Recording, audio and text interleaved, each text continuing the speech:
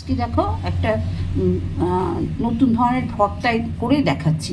কুমড়োর বীজ, কুমড়োর বুকো দিয়েও এটা করা যায়। যেহেতু আমি বুকোটা ফেলে দিয়েছি, বুকোটা নেই বলে আমি একটু কুমড়ো নিয়েছি কুচি, পেঁয়াজ আছে, রসুন আছে, একটু বাদাম ভেজে নিয়েছি, দুটো কাঁচা লঙ্কা আছে, ব্লেন্ডারে দেবো।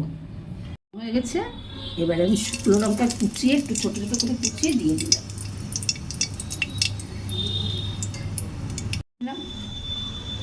বীজ, কুমড়ো কুচি সব কিছু দিয়ে বাদাম ভাজা, পেঁয়াজ, রসুন দিয়ে আর তেলের মধ্যে দিয়ে খুব ভালো করে নাড়াবো।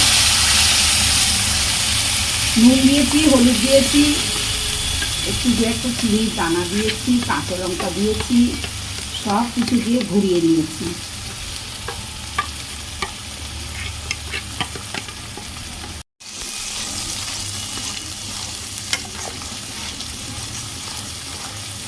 কিন্তু সমানে নাড়তে হবে, ভীষণভাবে লেগে যাবে কড়াই। হ্যাঁ, আমার হয়ে গেছে। সমানে নাড়তে হবে, সমানে।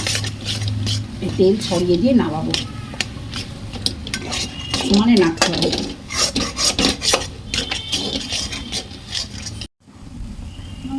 এই যে তেল ছড়িয়ে দিচ্ছি, দিয়ে নামিয়ে নেব।